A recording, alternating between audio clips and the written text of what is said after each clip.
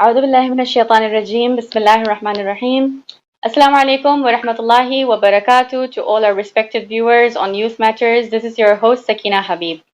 Now, in these challenging times, finding strength, healing, and the right support can make all the difference in navigating the different facets of grief, overwhelm, and trauma. What's been happening in the last few weeks must weigh heavy on our hearts.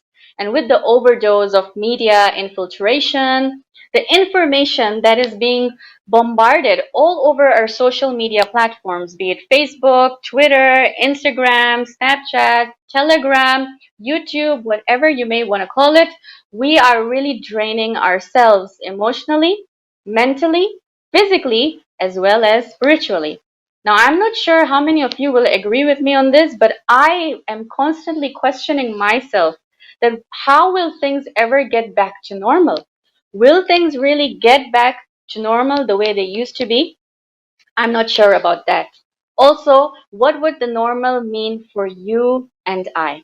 So on today's very insightful discussion, as you know, with the atrocities and the tragedies that are unfolding before our eyes around the world, we are witnessing a lot of secondary trauma, and there will be a lot of change globally that will really affect us as individuals as well as our children. So today, on today's program, we would like to have a discussion on how can we share some effective coping strategies? How can we support our children through challenging world events and navigate this secondary trauma that occurs when we witness traumatic events, be it from our own screens? I will be joined by our very two esteemed guests on today's program.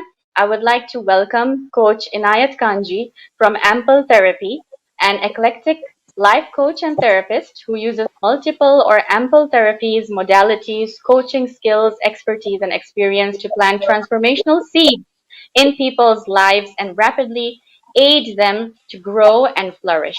So, whether it's artistic, mental, physical, life coaching, or educational therapy, whatever is needed, Coach Kanji aims to deliver, drawing on his varied and vast range of skills and practices. Also, not to forget to mention, he is an actor, presenter, and performance coach, a practitioner of rapid transformational therapy, mental health first aider, and a certified hypnotherapist. He is a mixed martial arts coach and physical education teacher, a life coach, a youth worker, and charity ambassador, and finally, a teacher who specializes in special educational needs, English, and the arts. And as for my second guest, Sister Salwa Habib is a final year media and communication student from York University in Toronto, Canada. And she also does a lot of research where she publishes articles related to media psychology and is specializing in human rights. Without much further ado, I would like to welcome both my guests on board. Assalamu alaikum wa rahmatullahi wa barakatuh. Walaikum salam wa rahmatullahi. Thank you so much for taking your precious time on today's program. I'm so honored to have both of you, especially with the ongoing crisis that is, taking place around the world. I feel like there is a lot of difference in the way we see life right now because I really do wonder, will things really get back to normal? You know, when I, on a daily basis right now, open my phone and I see these horrific images and footages coming on my algorithm, I really wonder how are people taking it, and what kind of impact will this have on me as an individual? And also, I would wonder for a student like Salwa, you as a student, I'm sure you would want to focus more on your studies at this point, but then, I'm sure you would also be more inclined towards researching on the facts that what's really true, what's really not true. And also as a coach, when you're dealing with your clients, when they're experiencing this secondary trauma, that is really affecting them with grief and overwhelm, it must be a challenge for you as well to talk to them about it, and to have these conversations with them. So I would first like to start off with Brother Inayat, Coach Kanji. Brother Inayat, with the recent events in the world, we are experiencing overwhelm with grief and stress. What practical tips or what practical approach can we take to handling this mental overload? In the name of God, Bismillah ar-Rahman ar-Rahim, in the name of God, most beneficent and most merciful. Thank you very much, firstly, Sakina, for having me on the show. In regards to your question, it's interesting. I can only talk from my own personal perspective, first and foremost, what works for me, because ultimately I'm just advising other humans. I'm a coach. Haven't mastered life as such, right? So I'm afflicted by the same issues others are experiencing at the moment. So let's take an example from my morning. I had a meeting this morning. On attending my meeting, it was in a public place where we're surrounded by televisions. On every single channel, on every single television, there is a news channel being played. And within that, there's a narrative. Now, as you know, coming from a background myself in television, the news is still a business platform. So ultimately, everyone has their own agenda within that. So unless one is choosing consciously where they get their information, where they get their news, if we're constantly in the background just playing noise from the political perspective, from the global landscape, at the same time seeing all the pictures of tragedy, before you've even gone into the which side are we on, just from the mere tragic standpoint of trauma and war. Imagine every morning you're woken up by that as your first experience of the day. In time, emotionally and mentally, it's going to wear you down. So my first tip to people is consciously fill your own cup. One needs to be aware of the circumstance in order to give service, in order to do activism, in order to fulfill what they are supposed to do as a human, which is care for their brother and sister. However, we are also at the same time in a foreign land where sometimes my acts, in terms of the immediate sense, are not going to be felt, especially if I'm just reactionary. Meaning, if I'm having a conversation with my friend who is not very educated on the matter, but they also are getting bombarded by algorithms on social media, news channel, etc., you go from having a conversation about work to suddenly you're drawn into a political discussion, and then emotionally everyone is reacting. So as I say, being very conscious of our environment, that which we allow to enter our mind. It's like I say to people, it's like imagine having Wi-Fi constantly streaming. We're not being selective sometimes about what we let enter our mind. And if we are taking the stance that I want to do something, because many people are just feeling a lot of guilt from their position of privilege. So within that, we want to act. So before I can do that, I need to fill my cup. Otherwise, I can't do anything for anyone else if it's empty. If I'm being drained by the environment around me, when I do actually then get the opportunity to give service, to go to a protest, to help somebody in need, one will act from a place of anger and frustration and many other emotions, which, as I say, in certain instances can have a very negative effect on us and others. And then it's counterproductive to what we're trying to achieve here, because unity also is something we're trying to achieve within this massive conflict. So, I could go on, but ultimately, I think the main thing I would start with is, how do you fill your cup? Do you take time for yourself? Do you have a morning routine which is positive before you start to attack the world's problems? How have you addressed yourself first and foremost? Absolutely. I think this is a very important point that you've highlighted. As an individual, it is very important for me to understand what is my stand for these people who are oppressed right now. I cannot just sit and also just watch whatever is going around in the world. And yes, it is very difficult sometimes to take a pause from what the media shows us, But at least, we have that privilege. Like we can, take a pause or a shift, But think about these people who in reality are suffering on the grounds of Gaza. Like they don't even have a second to, breathe or to reflect or to meditate their thoughts. They're just being bombarded on the go. And this leads me to Salwa asking you that since we are living in unprecedented times where with the current ongoing attacks on our faith, spiritually, it makes it even more difficult to cope with life as a student, as a media and communication student, as a student in general. What are your views on this? Assalamu alaikum, Sister Sakina and Coach Nayat and all of our viewers. I think that this ongoing genocide is it's such a hard time to be in, and to even imagine that we are witnessing, like currently witnessing every single day a genocide happening right in front of our eyes, and there's really not much that we can do from so far away other than pray and maybe provide financial aid, that too if we have the means to be able to provide financial aid in that way. But one thing that is really, really useful and really, really important is how we use our social media, and spreading awareness through using our social media to spread this awareness, and so for more people to know and understand what exactly is happening in Palestine.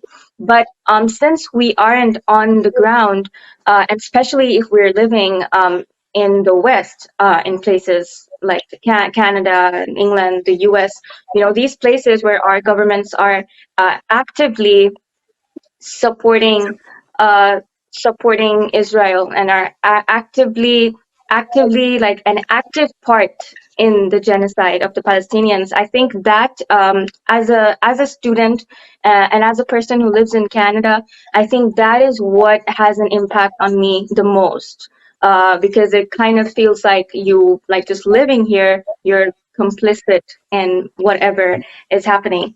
But I think a good way to navigate through that pain would be to understand that even though we do live in this part of the world, we have an additional responsibility. Um, to be very strong in our stance, but we need to be strong in our stance in a way which is very political and very diplomatic.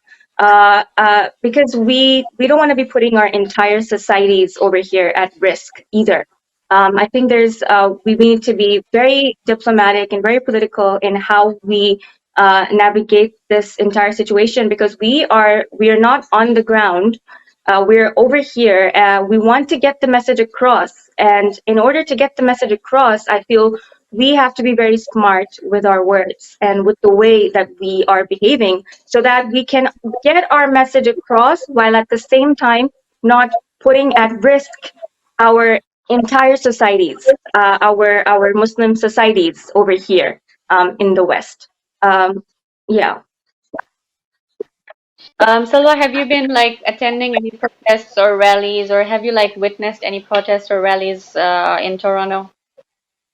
Yes, there have been so many protests and rallies happening all around Toronto. I haven't had the privilege of going to a protest or a rally which happens every Sunday, every Saturday, in downtown Toronto. There's usually a protest and a rally that takes place. I haven't had the privilege to go to one of those, but I've attended protests and rallies at my university.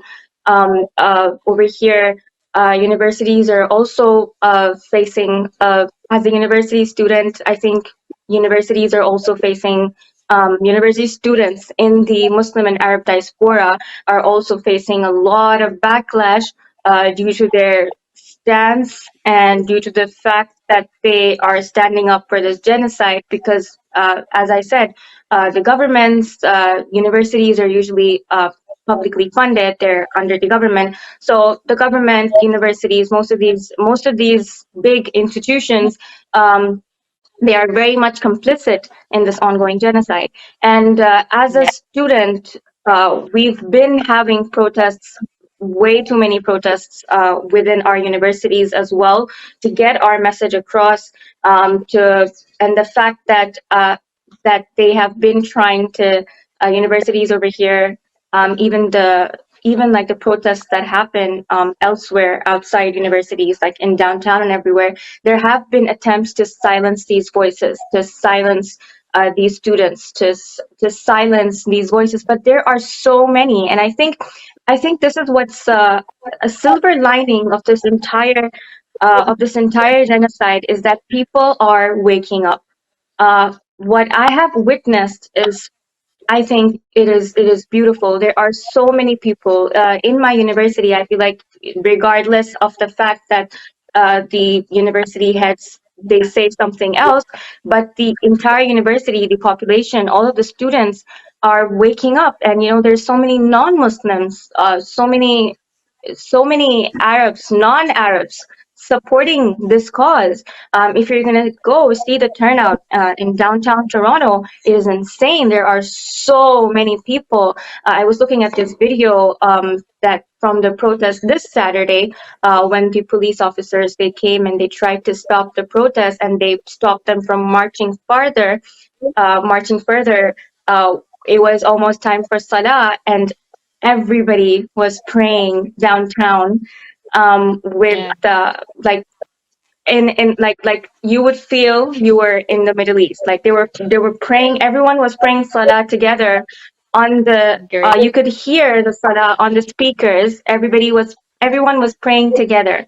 And I was looking at the comments on that, and there was a non-Muslim woman who commented, and she said that, I saw this scene downtown on Saturday, and I just joined in, and I said if I could pray. And she prayed as well, and she was like, I don't really know how to do this, but can I join you? The fact that non-Muslims are also finding out about our religion through all Yeah. of this, I think it is really, so we can look at the silver lining and feel a lot better during this time. All of this, the fact that people are finding out about our religion, it is truly beautiful. Thank you so much, Salwa, for sharing that. I salute you. It takes a lot of courage and guts to actually talk about all of this, especially on an international platform like this. I thank you, Salwa. And moving on to Coach Inayat. As Salwa mentioned that for example, she is really going through a lot of you can say this phase of being able to cope with faith, yeah, because spiritually I think somewhere it becomes very difficult to uphold ourselves, and to restore that hope basically within ourselves. What techniques and strategies can we use to recharge and restore this hope within ourselves during these times? Very interesting questions, Sakina.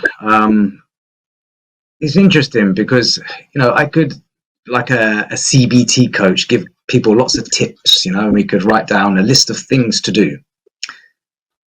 But actually, I think I'll be doing people a massive disservice, because many of us theoretically know what self-help is, right? We all know what self-help is. There's many self-development books. There's loads of that going on, right?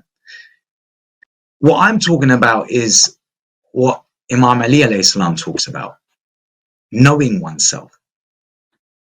Because, it's interesting to listen to these conversations. I'm very confused, if I'm honest. I'm very lost myself as to what to do, because the human being's ego sometimes will rationalize every decision. Yeah, I'm making a difference. I'm making a huge difference in this moment. And we all feel a massive level of, as I said, guilt. Because the truth is, we're very privileged. I know some people, I have to apologize, because language, sometimes, things can be lost in translation. So I hope I don't offend anybody when I say things like this. But, I even struggle with the concept or the term silver lining. What silver lining can come from 1 million people being killed? What silver lining can be taken from that? We become so tribal. And what we don't realize in this moment is all of us are actually struggling with our identity. I live in a privileged country where I've benefited, technically, massively benefited. But in a moment, I feel so marginalized, like I don't even belong here. Unless it looks exactly like my conditioning, where I come from, my tribe. And if it's not like my tribe, it becomes an otherism. And the fact of the matter is, we get so surprised about common humanity sometimes. But the truth of the matter is, before this argument existed, My English friends, Jewish friends, Muslim friends, Arab friends, French friends, we were all the same. It's in these moments we find divide and conquer occurs. So I don't know if this answers anything. Maybe I'm saying a lot of nothing. But ultimately, what I feel within this sometimes, I haven't even been to a protest, if I'm honest. The reason being is simply because ordinarily I'd always go to protests. And I realize in this moment, people are watching me. My friends are watching me. And I have a lot of Jewish friends, I'll be honest. How many of us have asked them, is your grandma okay? Is your cousin okay? I've got Christian Arab friends who live in Jerusalem. How many people have asked, how are you guys doing? You're just afflicted by the you're like collateral damage. My only association to this is I'm a Muslim in some way, right? Because before that I was a Hindu. Would I have cared for their tribes? Would I have cared for the conflicts in Sri Lanka? Do I care for the conflicts in Somalia? So what I'm recognizing in this moment, like Salwa said, is human beings are waking up to injustice, regardless of the terrain, the land, the national kind of grid line, because that's all it is, land grabbing, in my opinion. I'm born on this earth, in this universe. I don't know what I am. I come from Nabi Adam. Am I African, Persian, Indian, English, what? But within all of that, I recognize I'm just a human. And all I want to do is spread love over hate, because wars are just hate. Hate, trade, greed and trading on power and ego and everything other. And human beings, I visited Syria not a long while ago. And it's really interesting, I just wanted to add this last bit before I pass it back to you. Because when I go, for instance, to a man's house who has been, forgive me again for the language, his legs have been chopped off by ISIS. He's in a bed being taken care of by his wife. He can't, aid his kids. His life seems desolate in that moment. If I walk in there and start crying and breaking down, how do I help that man? And often we would go there to create these documentaries, but everyone's just breaking down, because the truth is, I can't cope. I live a privileged life. It's easy for me to get angry from my armchair, but the question is, are we actually uniting the world? If we believe we're uniting the world in our stance, then I say go do whatever you're doing. But if we're causing loads of division in each process, it's really difficult sometimes to quantify what are we achieving. Because like I said, I feel sometimes I've had more effect in a meal with somebody who's completely uneducated about this than joining my brothers who already know the circumstance, if that makes sense. So I don't know, it's a really difficult one, because we could protest every single day. Like Salwa said, the powers that be unfortunately are going to do what they want. So I don't know if they're just utilizing us in a method to almost counter our narrative, saying, look at these angry people. Who knows? I don't know what the right thing is to do, honestly. I wear the flag every day. I don't know. But that's all I can say within this, if that makes any sense, sisters. No, Coach, I agree with you on this point. And just to add from my perspective as well, I've got I've got a toddler, a 3-year-old, right? And when I wake up every morning, I'm seeing all these images and everything. As a mother, I do worry for her as well, because if I want to send her to school, what sort of an environment, what sort of people is she going to interact with? Based on her identity, how are people going to see her, or how is she going to see them in the future? What will the world look like for her in the next 15, 20 years? I worry about all of these things. But I tell myself that right now, I don't have to get very emotional as well, because I have to tend my child more. She needs my attention right now. And so, whatever is going on around the world now, yes, I'm looking at it. I get all the information and everything, but I also need to really put these things aside sometimes and give my family priority. For me, right now, this is what I think is very important, because they also are looking at your behavior. They're looking at your thoughts, at the way you're expressing your emotions, everything. So they're going to take it in as well. So if we're going to get triggered, by all these messages, going to get stigmatized and all of that, it will have an effect on our children. And these are going to be our future generations. So I think that, coming from a motherly perspective, it is important to see both the sides. Like, yeah, look into the political part, but also look into what is your priority right now at home. That is very, very important. So yeah, that's from my bit. And I would ask Salwa that, Salwa, I'm sure you must be having some Palestinian friends or Arab friends, in your university environment or within your community or whatever. Just in general, like when we think about activism, right? So activism is not all just about, as you said, going out, rallying, protesting, all of that. That's something that we are doing publicly. But like on a very, let's say, simple level, someone like me, someone like you, maybe someone like Coach, what can we do from our part, right? What steps of activism do you think can we try to implement to help the oppressed people? Uh, it's not just about, I'm talking about Palestine, I'm talking about so many other places. There are lots of people who are being oppressed, for example, even in Afghanistan, in Pakistan, in Parachinar, people in Yemen. There are people around the world who are suffering, right? So what do you think, what steps of activism can you and I try to implement? It could be morally, it could be physically, it could be spiritually, emotionally. Um, so I think, first of all, it is very important for us to be aware of all of these injustices around us and to do our research, to be fully aware about what is happening. And I believe in taking a very strong stance, to have a very strong stance in what you believe in. I don't really push the narrative of being neutral when it comes to oppression, because neutrality in situations of oppression is only you're really standing with the oppressor. So I think being completely aware, being fully aware, having a very strong stance, but yet, as I said earlier, not putting your community and your societies at risk. I think Yeah. on a micro level, how we can help oppression is, again, yeah. So the first point was research, do your research, and take a strong stance. And number two, I think through our actions, through our actions and through compassion. Sometimes I believe a lot of times compassion is a really good way of winning a potential enemy's heart over. You might have somebody that you are dealing with in your university life or your school life or your work life. You might be dealing with a colleague or a classmate or somebody who who is maybe standing with the oppressors.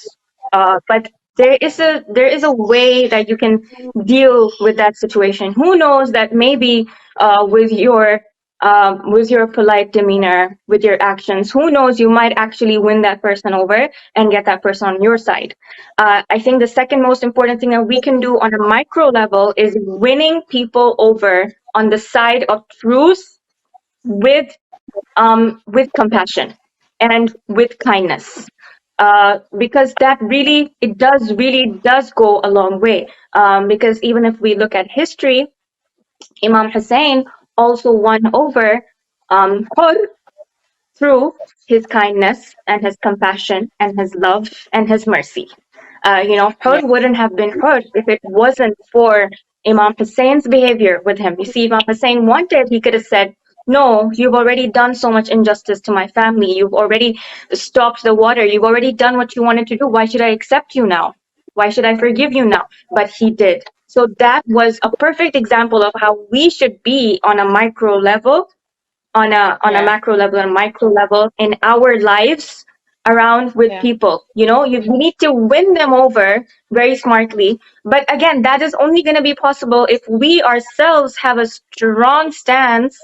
If we ourselves have a strong stance in what we believe in, and we're not just the neutrals who are like, oh, I feel for them and I feel for them too. No, we need to be really strong in our stance that, okay, there's a genocide happening in Palestine. I understand that and I stand with that, and I stand with the Palestinian resistance, and I stand with the fact that they want to free themselves. I stand with the Shias in Parachinar. I stand with the fact that Shias have been facing an ongoing genocide and nobody speaks about it. This is also another topic. Nobody talks about Shia genocide. You won't see even forget about mainstream news channels, even normal news channels like Muslim news channels. You're not going to see them talking about Shia genocide because Shias Yeah, are a minority. So I strongly stand with the fact that Shias have always been a minority within Islam.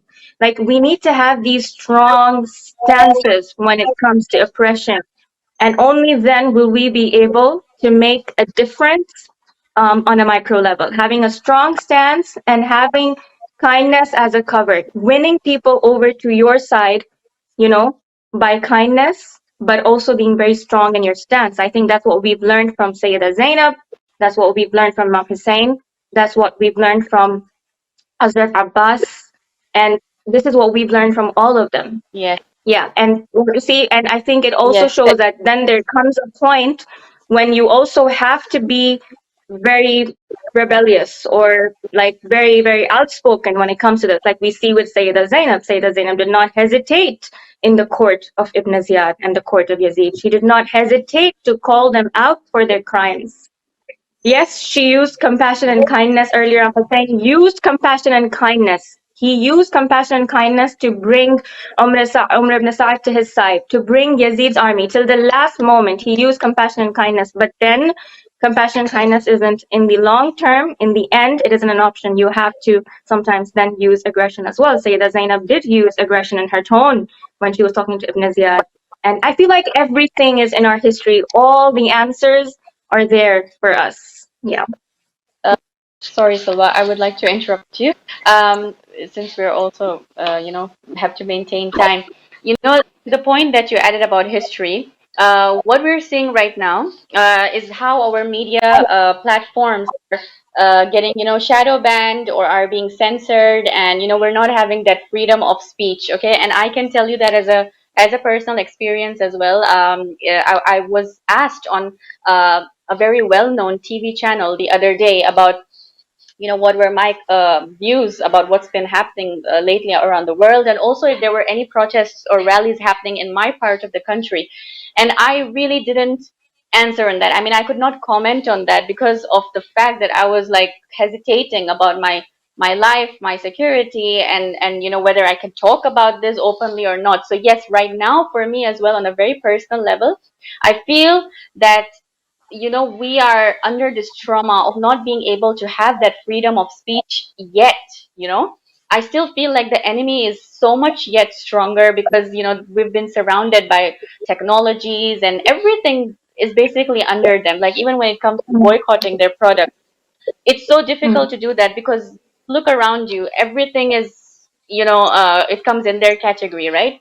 Anyways, when we talk about social media platform, if you look back into the life of Imam Hassan al-Askari alayhi salam, our 11th Imam, he was living in a situation of house arrest where he wanted to deliver the message, but he couldn't because he was always being monitored and he was under house arrest, and they would never allow him to do that. And however, the strategy that he used was that he would appoint, people under him who would communicate with our Shias and, take their questions and, answer them and let the people who were appointed do the work.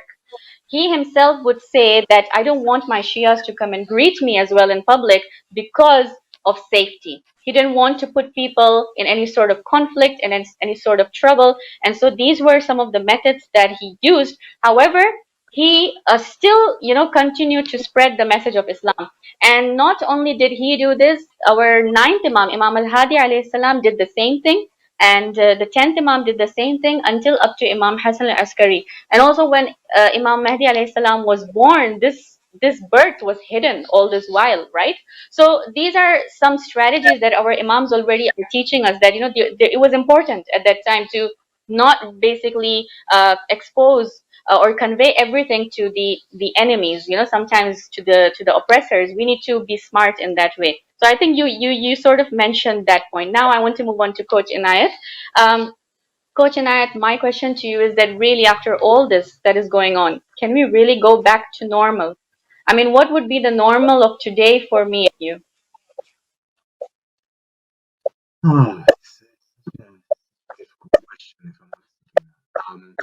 Because, interesting. Sorry to get philosophical, but the older I get, the more I realize, the less I know.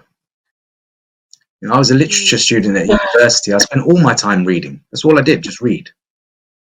And the more I read, the more I realized, the less I know. And it's interesting. When I was young, I was very sure about having answers because almost sometimes I felt like I needed to know the answer in order to know how to act. But what I've recognized now as I get older, in answering your question about returning to normality, normality for me now is living in the present moment and understanding myself emotionally because thoughts are a reflection of my emotions.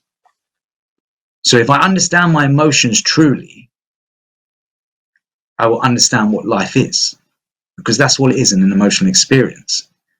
And emotions come like waves, they come and go, just as does tragedy get followed by ease. Or sometimes matter, it's within the actual difficulties, it's in there, the ease.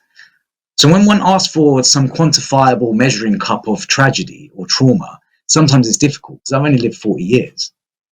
But I could ask the same questions to people many, many years ago who their villages would have said, let's get raped and pillaged in the middle of the night. How do those people cope? If God is merciful, truly rahmah, right? Truly merciful, are we in a worse time than anything other? I don't know. I'm not a scholar. So I really don't know. Are we in the final times, the last years? Everything is a rationalization to some degree. And his story is still a subjective matter of interpretation. So, like you gave the point, Sakina, that we can look to history and see examples of how we should behave in these moments and times. But there's so much meaning there to unfold and understand that sometimes I just have to put my hands up and say, I know very little. All I know is, Alhamdulillah, right now, I'm alive, I'm well. I can continue to spread love to everybody because I don't know who my enemy is, if I'm honest. Sometimes we use these words like they and this. I know certain political powers, certain Zionists, I can call it out, Zionists. I'm against Zionists. But am I against the old Israeli lady who happens to live there because 200 years before her family wanted to move back there? Do you understand my point? A child is born not choosing their circumstance, right? So in all of this, I had a friend who was born in Sri Lanka. He was born in the Tamil warfare. If I asked him what was normality, do you understand my point? The Palestinian right now, they've Yes. been going through war for 75 years. What is normality for them? Normality for me is caring for my fellow human being. That is normality. If I get the opportunity to have real effect, if I can go to the grounds of Gaza and I can feed somebody, I can carry somebody, I can do something financially, then Bismillah, I'm there. But I really am now a lot more selective in terms of my own power and consequence and thought process around that. There's very little sometimes I think that I'm actually achieving. You know, what I realize is all I'm trying to do is not be another person adding hate to this world. And if I can achieve that, I really do believe love will beat hate. Because as I say, in the few conversations I've had with people, as Sister Salwa said, the silver lining of the tragedy is we've had moments to have dialogue, conversation, education. I've learned more. I've spoken to my Palestinian friends more. I spoke to my Lebanese friends more. I want to find out what is the true truth. It's so nuanced. So normality, unfortunately, as you know, God is the greatest planner. I don't spend my time too much now trying to calculate my future because that's anxiety. It's just a lot of worry. Ultimately, all I do is what I can do now. I'm having a conversation with two lovely sisters and we're trying to help the world in terms of spreading more love. Inshallah. Thank you so much. I would like to thank both our guests for being really amazing on today's program, and I hope that this conversation would really benefit a lot, all our viewers and all the audience who are watching us right now. And we really, really pray for all the people at this point who are really, oppressed and whoever is feeling whatever they're feeling at right now, we pray for each and everybody to get that comfort, that solace, and for Allah subhanahu wa ta'ala to accept and answer our calls, and we pray for the best, inshallah. Yes, coach. Apologies, can I add one thing? Sometimes people forget Yeah. this is actually a rich poor divide. It's nothing more. It's about power and money. Yeah, we are divided on lines of religion, but we're all brothers and sisters in ummah. That's all I was going to say. Thank you so much. Salwa, thank you so much for joining on today's program. Thank you. Your points were amazing. May God bless you. Carry on with what you're doing, inshallah. And a huge thanks to Coach Inayat Kanji. Thank you so much, really, for being on the show. And once again, I would like to ask all our viewers to please like and support and share today's conversation as much as possible. And I think there were some really amazing points that were highlighted. Thank you very much. I will be taking your leave. I will be signing off. This is your host, Sakina Habib. Jazakumullahu khairan. Wassalamu alaikum wa rahmatullahi wa barakatuh.